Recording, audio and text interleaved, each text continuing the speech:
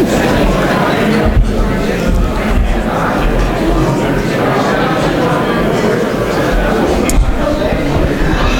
things are so weird. Get this down. It's not going to work. Okay, if we could start to settle, get started as soon as everyone takes a seat.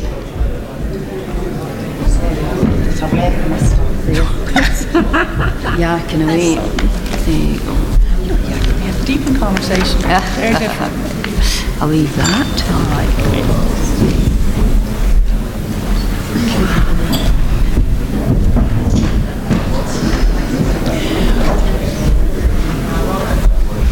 Welcome back.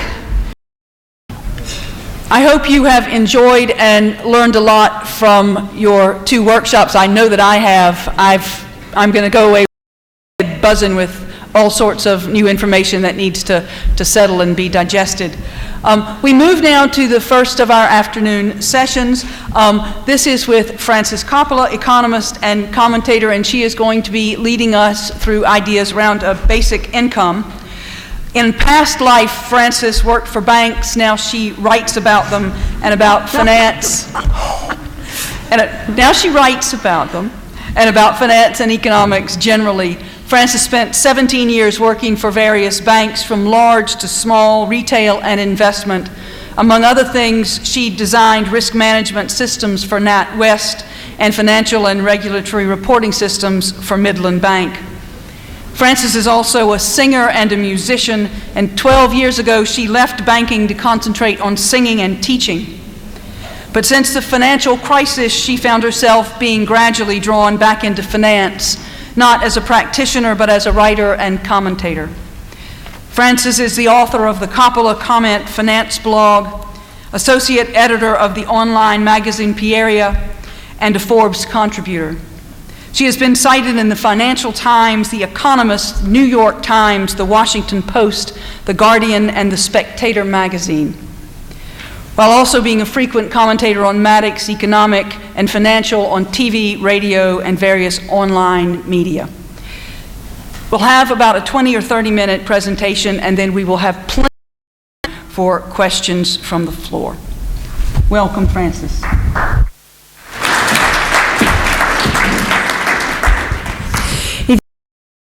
I have sort of distanced myself from microphones. It's an old habit of being an opera singer. But obviously when I'm speaking, it's a bit different from singing. Good start. A couple of years ago, I was writing about what we might call the changing nature of work, the progress of automation, and the dreaded robots. And I found myself noting that work is fundamentally changing, that we perhaps that robots will take over our lives, take over our work, and leave us with nothing to do. And I found myself writing, well, we can have robots doing all the things that we don't want to do, and with the production that they manage to produce, we can just have a nice life. We can have a basic income. And I found myself thinking about all the things that people do, both paid and unpaid, a huge amount of value that's added to our society by people working for not very much or nothing at all. And I found myself thinking, why is it that we only value people by what they contribute financially and not by the value they add to society? And then I found myself thinking, perhaps I would rather value people by the value that they add to society, or more fundamentally, just by their existence as human beings. If they have a right to life, if they are a human being, do they not have a right to survive, whether or not they work? Moved away from a narrow utilitarian view that only values people by their financial contribution. I found myself writing, because of that, I would rather guarantee an income than a... And that led me, I guess inexorably, and somewhat to my surprise, down the route towards looking at a basic for people. I know many support basic, do so for a variety of reasons, but that was my entry into the basic income world, if you like, which is why I've titled this Basic Income and the Changing Nature of Work, because I think the two are closely related. I'm not terribly familiar with PowerPoint, so this might all go horribly wrong in a minute, but I will try and move on to the next slide if I can find out which I'm supposed to hit to do it. Anybody know? Hey! This is a quote from me. A quote from the post that I wrote 2 years ago when I first started looking at this. I disagree with those who think that people must be forced to work with the threat of starvation. If people are intrinsically of value, then they have the right to survive with or without working. And for me, that is a fundamental challenge to the mindset that we seem to have got ourselves into in this country in relation to our attitude to benefits, in particular to the plight of the disabled, of the sick, and those who are carers, and very many people who, for whatever reason, are not working as much as they would want to, working at all, perhaps unable to find the work that they want, and for the very many who are doing things that are not rewarding, not fulfilling, and don't use their skills simply in order to make it. This is no way to treat human beings. Work is changing. This is the downside of the automation revolution. We've got what the Work Foundation calls the hollowed out middle. Skilled routine jobs disappearing because of automation, particularly in manufacturing, but also that's happening in service industries as well.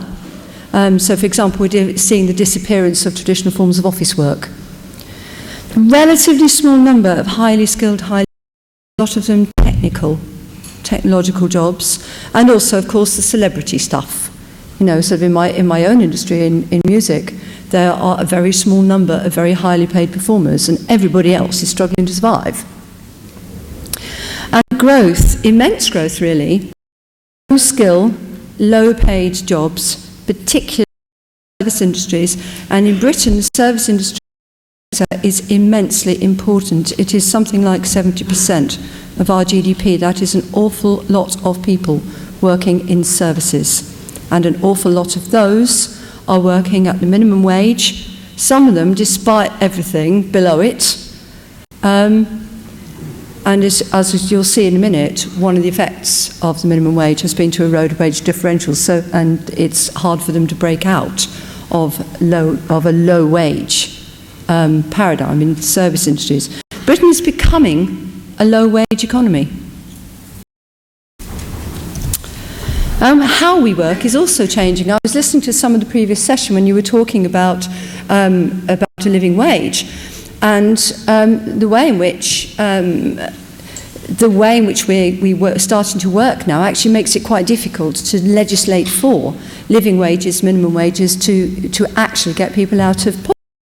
So we have people working flexible hours, we have people working part-time at the expense of full-time, we have people working 0-hour contracts.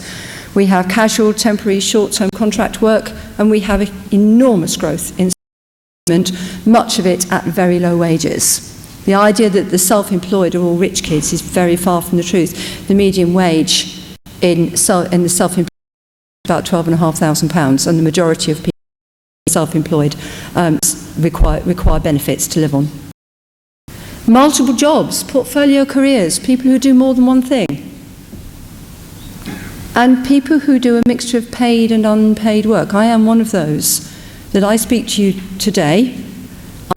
When I speak or when I write, I may be paid or I may not. It's the same job. Work is becoming increasingly insecure for an awful lot of people. And the current welfare system doesn't deal with it. It's piecemeal, it's grown up kind of in a rather haphazard way. It's inconsistent, and it is quite regressive, too. The minimum wage has become the going rate in many sectors, and particularly in services.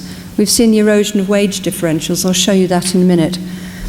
And that is because there are serious disincentives to seek higher paid jobs due to benefits clawback.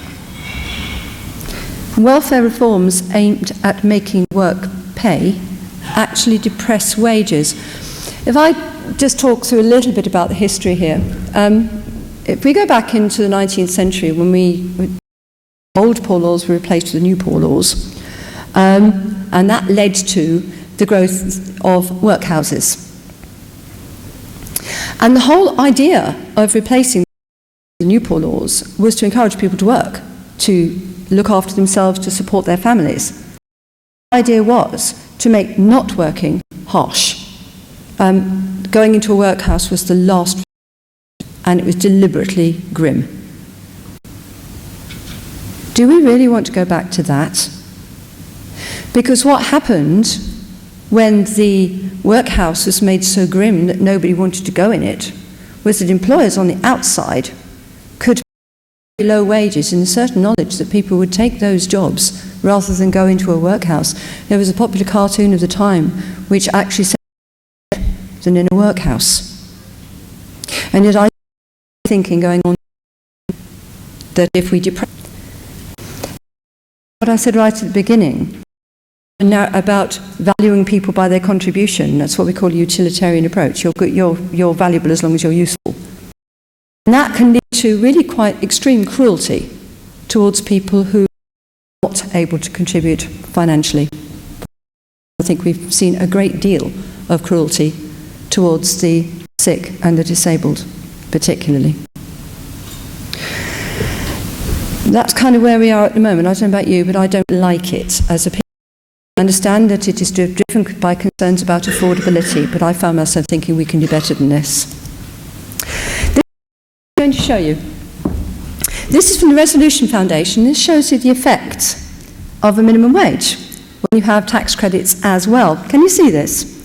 On the left-hand side, we had 1997, which is around the time that the minimum wage came in, distribution of gross hourly pay. And on the right-hand side, we have it in 2012. Do you see that there are two spikes? The one on the right-hand side is simply caused by the fact that we have much higher incomes, so a much longer tail. Simply stuffed everything over 30,000 into 1 point, so ignore that one. But can you see on the left-hand side there's a spike? Quite a substantial one. That's what I mean by the minimum wage becoming the going rate. Okay, and more advertised as minimum wage jobs. And can you also see that the curve is flattening? That shows that the wage differentials are eroding. Now, whether that is because just assume they can just make everything a minimum wage job and everybody will accept it, or whether it's because of the disincentives to seeking higher paid jobs that are caused by benefits clawback, we don't know. But what we do know is that we've got clustering of minimum wage and flattening of the wage curve. And we wonder why we have a low wage economy, why wages are not rising, why people's living standards are falling. Now I found this quite shocking when I saw it. Because the Resolution Foundation are now talking about benchmarking some kind of wage differentials back in again. So I wonder if we can do how to address this. Now we've been talking about enforcing a living wage legislation, and I've added and a job guarantee. The alternative is to provide a basic income for all and allow people to choose not to work. Now, radical thinking, because most people think them and take away employment benefits because they've turned down a very poorly paid job. You have created an incentive for employers to depress wages. The way it works, if you create a system where everybody receives the same basic income, whether they're or not, is that basic income is the lowest level that anybody can earn.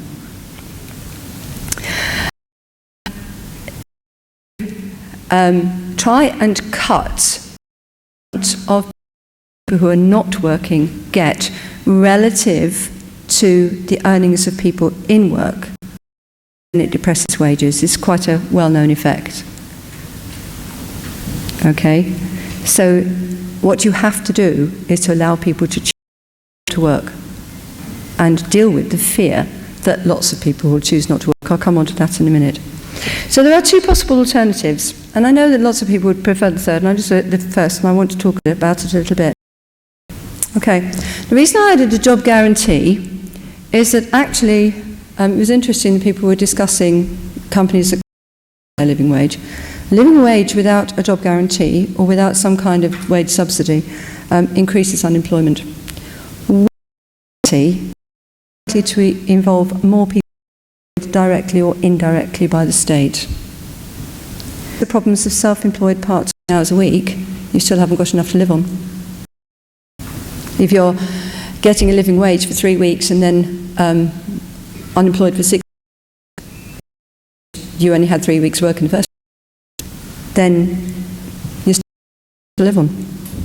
If you're self-employed and your work goes up and down according who's offering you work, then the living wage can't possibly apply anyway, because how can you possibly pay yourself a living wage not getting that from the people, from the work that there's a substantial sector of our society addressed by the idea of a living wage. It assumes also that all jobs are worth doing. Now this is a bit of a theme if people didn't have to do them. It would be very nice to automate them. I was quite pleased to see that Amazon, who were employing factories, was frankly disgraceful. Now there will be people who lose their jobs because of that, but those jobs surely are better than that. It's not to say that a living wage for those people who are in full-time employment is a bad idea, and I'm not suggesting that. I'm kind of saying that it's unconditional basic income. The idea is that you give equal support regardless of their employment status. This is going to end poverty, really. It supports those doing unpaid work, the parents of young children, people caring for disabled relatives, volunteers. It enables people to choose work to suit their inclinations and abilities. Humans are incredibly creative species. When we're relieved of the need to do something very basic and boring just to earn a crust, we tend to be more imaginative and creative, interesting and clever and beautiful. I think that's an opportunity. And it encourages entrepreneurialism. I was chatting to Sally beforehand saying that we actually have had some support for basic income from the right. And the reason for it is they're very keen on this bit.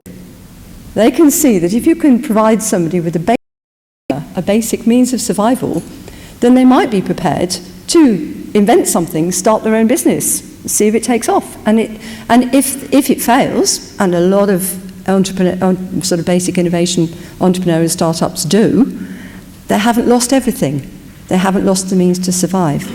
So one of the things that a basic income might offer is the opportunity to more people to do something they really. As I said, I'm not alone in this very much from the changing work. Can we move away from just working towards working, and because it's something we really want to do and because it benefits society as a whole. But I was interested in the Scottish Campaign for a Fair Society on this in 2013. And this is what they said. Independent or more fiscally autonomous Scotland should design its welfare system to achieve basic income security as a constitutional right for all its citizens. And they say this: citizen will be a basic income that is sufficient to avoid poverty, and each will contribute to the capacity to provide for this income a clear and fair level of taxation on any income over and above this minimum. Now, the Irish government looked at it a while ago, but they kind of lost the plot, decided that it should be a negative income, it ought to be a flat tax. They came up with a proposal income, which said, yeah, but you'd have to have 48% taxation on all income, all earnings above your... But that's not going to work, is it? They'd eliminated completely the progressive nature of the tax system.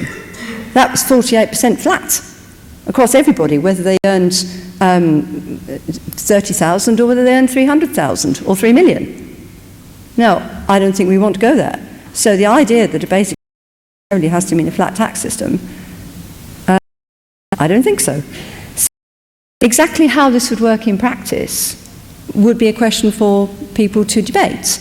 But the premise that you get a basic income and anything above that, some of it goes back to the state for the basic income. Obviously, you can see at the upper level, your basic income would be, but it wouldn't be the sharp clawbacks that we get at the moment. Principal objections that are usually raised to a basic income are disincentive to work. I'm normally saying, but if some people just paid a basic, all luxuries and all without ever lifting a finger, we are talking about a basic income here. But I think, actually, that most would still choose to work in the sense of doing something that they find interesting, that they find rewarding, and that is socially useful. People want to work. And they want to work not just because they want to earn money, but they want to work because otherwise life is boring. No, actually achieving something with your life is an important part of self-fulfillment. And perhaps our definition of work needs to expand to encompass those things that people do, which they find personally fulfilling and rewarding and that are socially useful, but don't necessarily earn very much. So I'm not convinced by the disincentive to work argument. I think there would be a minority of people who would choose to just kind of subsist on a very basic income because they couldn't be bothered. A small minority, and frankly, I don't think they're worth wasting our time on. Let them. We can be generous. Here's a little bit of information about work incentives. There was an experiment with basic income in Canada in the 1970s, which showed that only two groups of people significantly reduced their work effort. One was young mothers, very little children, who chose to spend more time on maternity leave and spend more time at home with their children. And the other was adolescents, who were more likely to continue their studies. Does anybody here together a bad idea? Currently in the UK, pensioners have a basic income. An increasing number, they want to have more income, they want to be able to do things that the pension doesn't cover.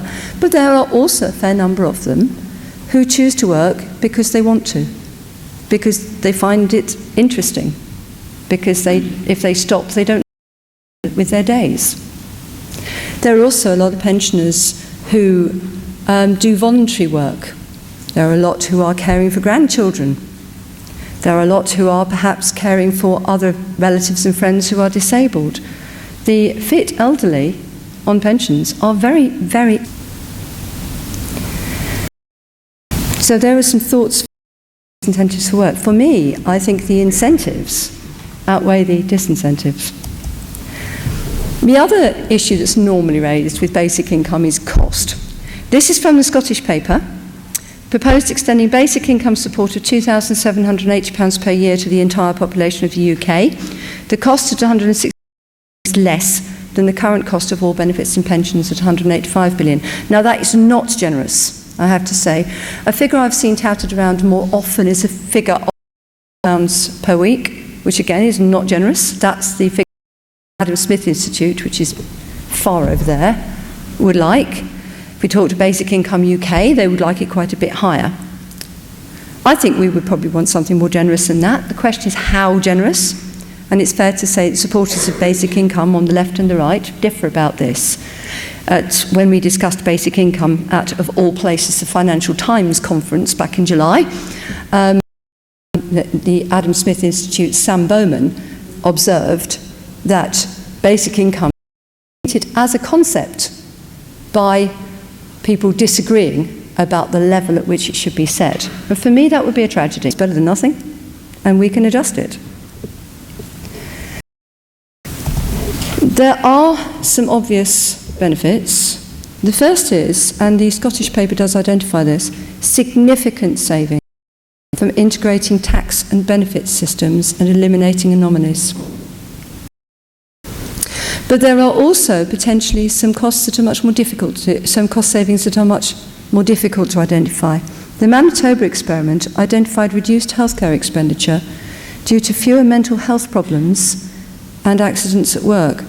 I think we know, don't we, that people who are unemployed, people who are struggling to often tend to have quite significant health problems, which are a consequence of poverty and of unemployment and general misery. If we could really, we would, I think, potentially cut some of our healthcare costs. I've mentioned restored wage differentials and higher earnings. It's possible that when a basic income was introduced, although it's worth remembering we already have tax credits which are not that different, it is possible that we might find that because people would have an incentive to take jobs at much lower rates of pay, that actually earnings could fall. But if we can say to people it's okay to refuse work, to give them a reason to take a job, which would mean, surely, earnings would rise, not fall. And as I've mentioned before, more entrepreneurialism, which again, if it gets small businesses moving in our economy, if it gets new things happening, again, could increase earnings as a society. But, yes, overall, we would still need a progressive tax system. We would still need extra support for some people, for the sick, for the frail elderly. We would still need extra support for families with children, unless children were also paying basic income. And we would still need reform of tax, such as VAT, and some of the distortionary benefits that we see.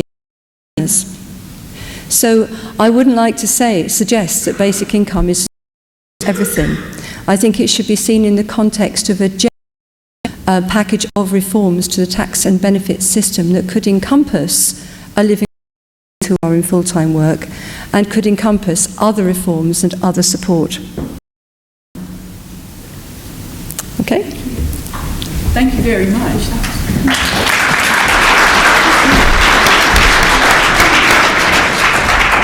Okay, we have a few minutes for questions, and again, there'll be roving microphones, and if you have a question, if you could name and the organization or union that you're representing. So, questions or comments, preferably questions. And raise your hands high because I'm... Okay. Gentleman over here. Okay. Okay. There we go. Thank you. Hi, Chris Baird from England. It's more rather than a couple of things that you'd mentioned that it's regarding earlier quality, and something that wasn't mentioned was disabled people and opportunity for this 50%. Now, if that was happening in society, there would be uproar, and rightly so. And even for disabled graduates, unemployment rate is higher than non-disabled adults with no qualifications at all. And the vast majority of disabled work for the reasons it gives them social interaction, gives them a sense of purpose, as well as giving them financial independence. And yet, disabled people can't get work. It's because of the social, physical, attitudinal and cultural and economic barriers that prevent them getting work. It's not because of they don't want to work. Yet, when they can't work, they face a draconian welfare system which puts people through humiliating, degrading work capability assessments, where we have people with terminal cancer getting past fit for work, of people getting stigmatised and demonised for being burdens in society and being a drain. Now, no burden, everyone's an asset, people matter, people are the most important asset we've got, and we already heard that earlier today. So I think it's important to remember that, and these attitudes have to be challenged. There's a direct correlation between why people are going to food banks and these welfare reforms as well. And I think it's a sad reflection in society, century Scotland, that people are getting bored to feed themselves or families or heat their homes, and I think it's an indictment in society. Thank you. There's a question here, and then there's a lady there with the sunglasses on top of her head, so you'll be next. Yes.